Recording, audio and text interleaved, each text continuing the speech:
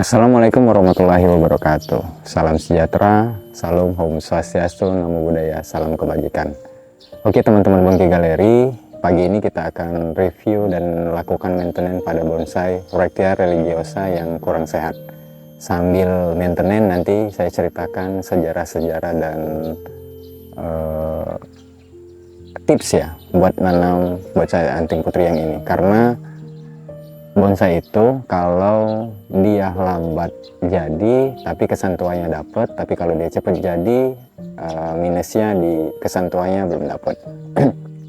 Tapi sebelum itu saya mencoba untuk sedikit bincang-bincang ya kepada sahabat-sahabat Bonsai Galeri yang telah subscribe, yang telah komen dan like, dan jangan lupa loncengnya diaktifin biar nggak ketinggalan ketika kita upload video-video baru. Ucapan terima kasih kepada subscriber Bonsai Galeri yang telah komen dan yang sudah like juga. Saya berterima kasih karena yang telah subscribe dan komen serta like itu memberikan semangat kepada kita. Semangat ini yang bikin kita mungkin kedepannya tiap hari bisa upload video buat teman-teman penghobi bonsai. Sekaligus saya juga memperkenalkan kru kami yang ada di Bonsai Galeri. Untuk trainernya saya panggilkan, coba Om Iwan boleh masuk ke frame. Pagi Om. Pagi. Nah ini saya spill nih, seniman sekaligus trainer yang dari Bonsai Galeri ya. Kalau ada yang bertanya-tanya siapa yang dibalik dari kreativitas Bonsai Galeri terutama pada bonsai, nah ini orangnya. Coba perkenalkan dulu Om, namanya siapa? Nama saya Adi Irawan Om, biasa dipanggil Iwan. Iwan ya. Oh ya ya. Mungkin teman-teman yang dari Bonsai Galeri juga bertanya-tanya siapa dibalik dari kreativitas video kita. Kalau kreativitas itu sebenarnya dia belum siap buat di-spill mukanya. Nanti Om Anggi, namanya Om Anggi Rahardika. Jadi biasa dipanggil Anggi. Minimal spill suaranya ya Om ya nanti ya. Siap. Itulah kru. Tapi ada juga yang di bagian vote authority. Vote authority itu orang yang report kita nggak ngerti. Itu ada namanya Tejo yang biasa bikin kopi, terus persiapan buat kayak nyiapin meja-meja, kursi dan lighting kita, itu ada di Om Tejo. Satu lagi ada Mas Mul, tapi biasa dibantu dengan orang-orang yang biasa bertamu ke tempat kita ya. Nah, sifatnya masih random. Jadi untuk pagi ini saya ceritakan sedikit sejarah ketemu sama trainer saya ya. Ini yang unik. Jadi waktu itu kita hunting di daerah sebelah ya. Kalau kita kan di Kota Lubuk Linggau, tapi seniman sama petani bonsai ini kebanyakan dari daerah Musirawas. Dari daerah Musirawas sekitar 1 jam dari lokasi kita. Jadi pertama ketemu saya itu mempinang ya apa bahasanya. Jadi saya mencoba untuk koleksi Bonsai Galeri itu dari daerah sana, dan kebetulan saya itu agak brutal orangnya. Jadi ketika saya pengen pohon sesuatu atau ya pohon tertentu itu wajib dapat.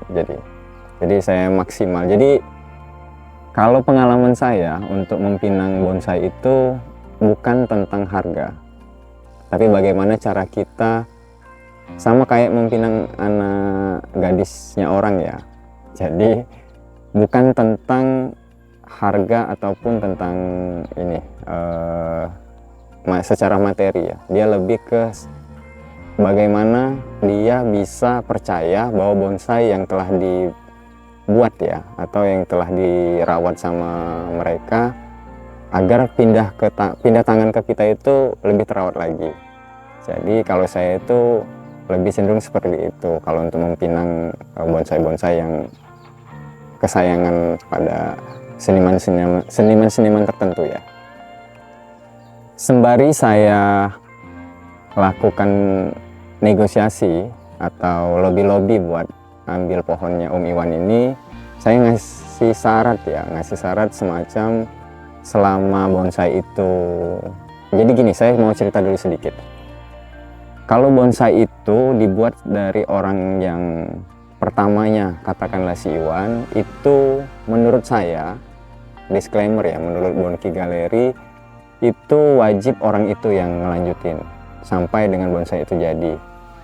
Kenapa demikian? Karena analisa rencana dari bonsai itu jadinya itu cuman dipahami oleh orang yang pertama buat. Jadi kalau bonsai itu melalui proses dari satu orang akan lebih cepat, tapi kalau beberapa trainer, dari trainer A pindah ke trainer B dan pindah ke trainer C, itu akan merubah gaya daripada bonsai itu sendiri.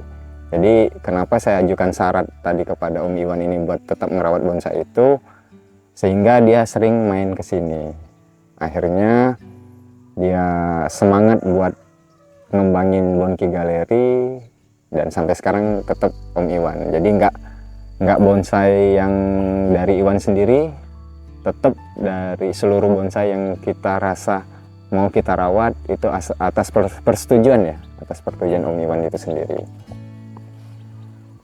Mempersingkat waktu, mungkin kita mulai untuk lakukan maintenance. Cukup tadi sekilas balik ya, sekilas balik. Nanti di video-video selanjutnya kita juga ngobrol-ngobrol tentang hal-hal yang demikian tadi kita sampaikan. Oke, kita langsung aja yuk, let's go. Oke Om Iwan, tolong dibantu.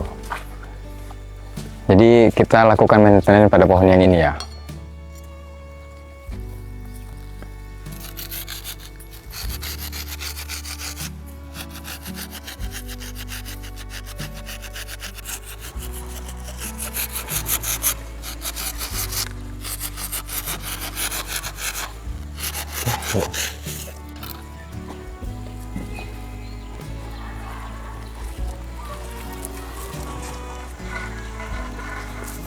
Oke, sudah siap kita bawa ke lokasi buat di maintenance ya.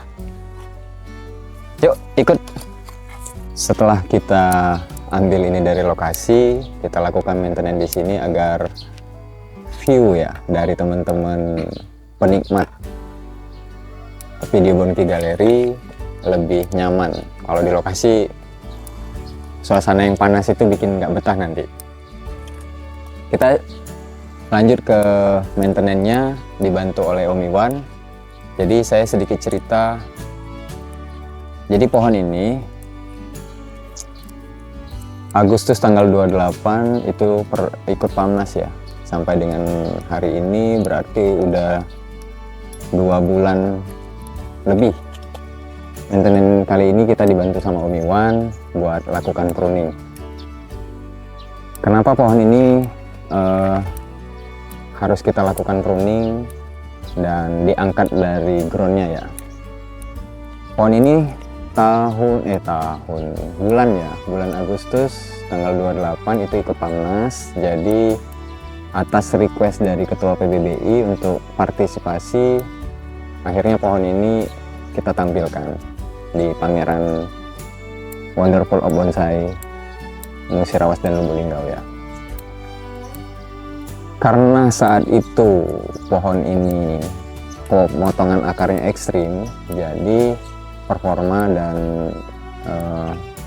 tumbuhnya kurang subur, kurang terubus. Terlihat dari warna daun ya, warna daun yang enggak hijau ke kuning-kuningan. Dan pada saat itu musim panas, hampir 1 bulan sampai 2 bulan sekali itu nggak turun hujan. Untuk mempertahankan kelembapan, dosis kokopitnya kemarin kita tinggiin. Sementara sekarang udah masuk musim hujan. Jadi anting putri itu dia suka air, tapi dia nggak suka terlalu becek. Jadi kokopitnya nanti dosisnya kita rendahkan kembali harapan dengan dia tumbuh subur lebih cepat untuk pergerakan prosesnya.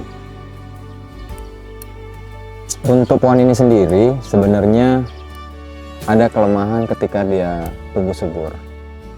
Jadi kita cerita sedikit ya. Jadi kalau pohon ini terlalu subur, dia jarak mata tunasnya terlalu jauh. Itu kadangkala menjadi hambatan buat kita ngebentuk ya. Dia terlalu panjang. Itulah berulang-ulang. Jadi kita mencari tunas yang benar-benar nggak terlalu panjang. Sebenarnya ada baiknya memang kondisinya ketika lagi tumbuh tunas baru itu untuk tidak prima. Mata tunasnya menjadi lebih dekat tumbuhnya. Tapi kalau dia prima, contoh yang ini nih. Nih, antara tumbuhnya tunas baru ini ke sini kan dekat. Sementara dari sini ke sini kan jauh. Nah, ini menjadi masalah kadang di kemudian hari karena kita pemotongannya wajib di atas daun-daun yang ini. Jadi agar mata tunas yang baru itu tumbuhnya di bekas daun ini. Prosesnya jadi seperti itu. Ketika lakukan pemotongan, jadi kita ambil metode itu. Pohon ini sendiri memang yang kemarin di video sebelumnya saya sempat bahas bahwa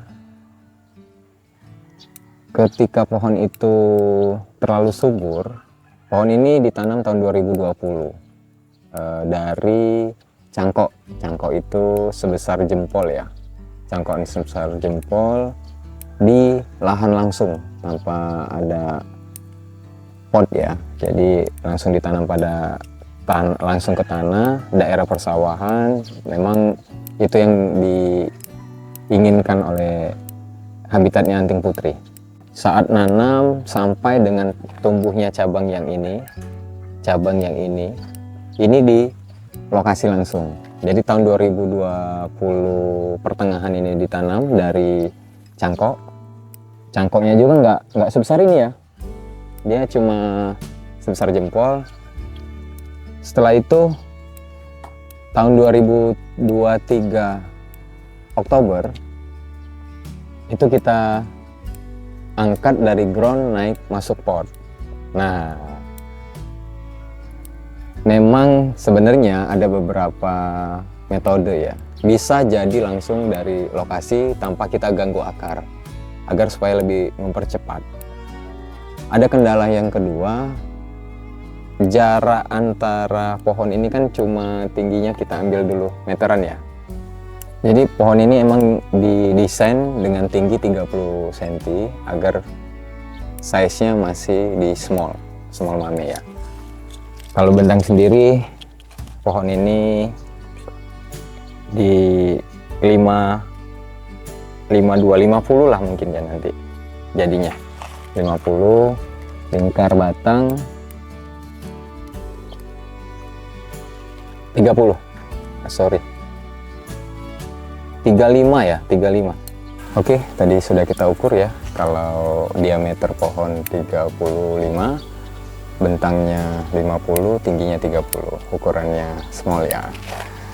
Nah, ini yang kemarin sempat dari video sebelumnya saya sempat cerita mau kasih tips buat pohon itu cepet jadi. Ini ditanam tahun 2020. Tahun 2023 prosesnya kita angkat masuk pot, tapi untuk bagian cabang, anak cabang ini dan sampai ke mahkota ya, mahkota ini sudah jadi di lokasi ground atau lahan itu sendiri. Kenapa dia lebih cepat? Ini disclaimer ya, menurut pengamatan dari Bonki Galeri bahwa ketika pohon itu akarnya nggak diganggu, pertumbuhannya akan tetap prima dan tetap maksimal untuk ini sendiri, progresnya sendiri. Sehingga untuk perantingan sendiri nanti ini memang dia nggak butuh pengelolaan yang terlalu ekstrim ya, jadi nggak terlalu ribet. Di saat perantingan memang baiknya masuk ke pot, karena kalau kita bayangkan kalau posisi pohon ini ada di ini tanah ya, harus gini nih kita memandangnya. Jadi emang kadang kalanya pas diangkat lekukannya akan kurang tepat. Jadi finishingnya itu ada baiknya pohon itu selalu di pot, itu menurut dari Bonsai Galeri. Tapi kalau memang dia posisinya ada ground naik sekitar 40 cm atau 60 cm, nggak apa-apa dijadikan di ground itu sendiri. Pohon ini kenapa cepat pertumbuhannya ya? Karena dia berbatang putih. Jadi kalau teman-teman yang pemula, ini tipsnya, cari pohonnya itu yang berbatang putih dan daunnya yang lebar. Nanti saya tunjukin beberapa jenis daun anting putri ya. Ini yang berdaun lebar ya. Kalau teman-teman di petani ya, yang daerah sini sering nyebutnya daun kangkung. Daun kangkung di mana ya? Kangkung cuman batangnya putih. Oh, oke, daun kangkung batang putih. Nanti saya tunjukin yang daun panjang ya. Nah, ini jenis anting putri yang berdaun mikro ya. Ini udah ditanam 1 tahun tapi nggak ada perubahan yang signifikan. Jadi kami lagi cari tipsnya ya buat agar cepat besar. Tapi emang dari cerita-cerita teman-teman emang pohon ini lebih susah untuk dilakukan maintenance. Dia sering mati ranting. Beda ya, ini berdaun besar, ini yang berdaun mikro. Beda ininya ya, size-nya. Nah, ini yang memang batang putih tapi daunnya panjang. Jadi ini Orectia religiosa berdaun panjang tapi batangnya putih. Nanti kapan-kapan kita cerita-cerita juga untuk pohon yang meliuk-liuk ya. Nah, kalau ini anting putri Orectia religiosa impor ya.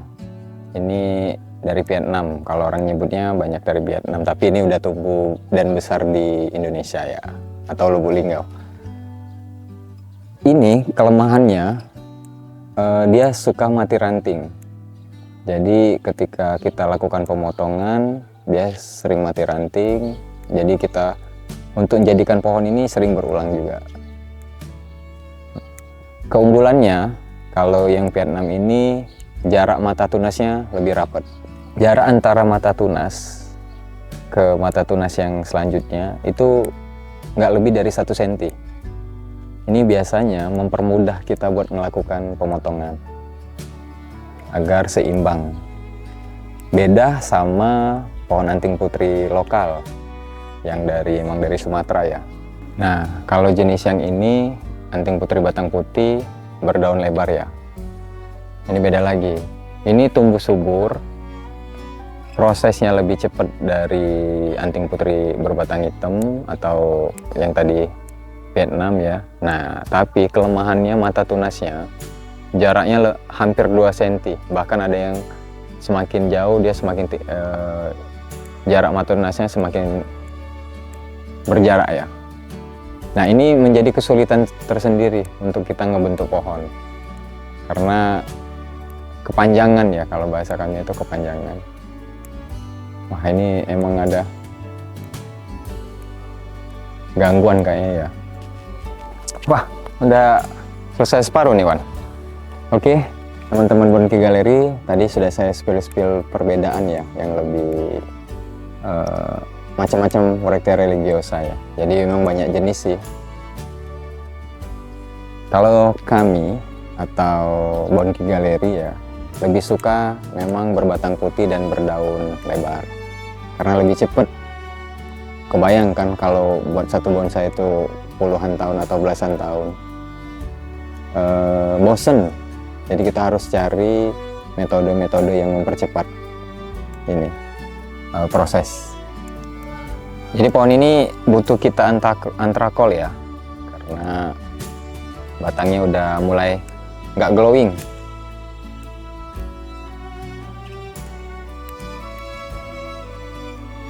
Nanti ada beberapa pengelasan yang kita lakukan cutting kayak Wan ya.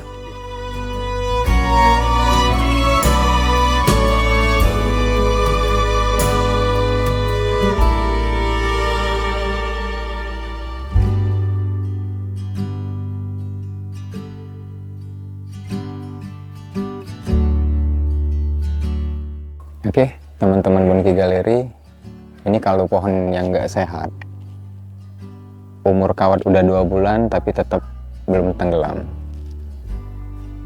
Jadi pohon ini kurang glowing. Nanti Om Iwan boleh disiapin antrakol ya, dosisnya nggak kental, supaya kita setelah steam kita oles antrakol.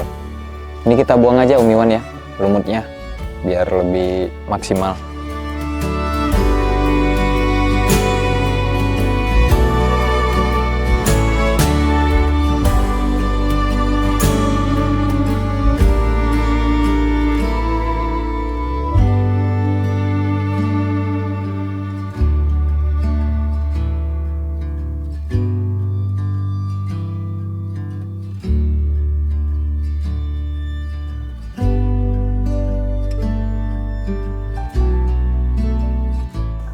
Oke, kita sekarang udah beres pembukaan lumut. Tujuannya agar perakarannya lebih cepat berkembang. Nanti pohon ini bukan di pot ini ya, kembali ke ground. Posisinya nanti kita tanam seluruh akar, pemecahan akar itu tertutup. Kita sekarang langsung go buat dibikin glowing ya. Kita steam dulu.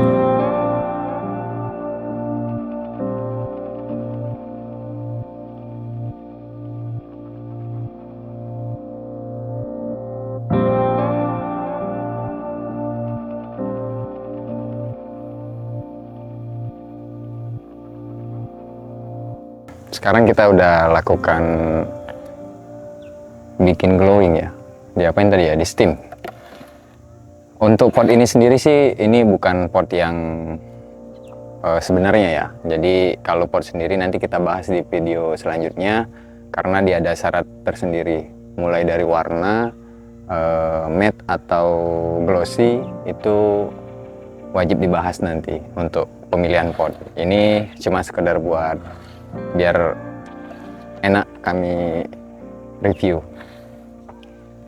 Udah beda kan sekarang perbedaan antara sebelum kita masuk salon ya di steam dengan yang sudah di steam. Nah, kalau untuk antrakol sendiri tipsnya ini memang harus kondisi basah baru kita oles antrakol agar mudah menyebar. Dosis antrakolnya untuk encernya sedikit lebih kental ya. Jadi kalau dia kondisi basah, kita kentalin antrakolnya. Jangan lupa juga pakai bahan perekat ya. Ada biasa dijual di toko pertanian ya.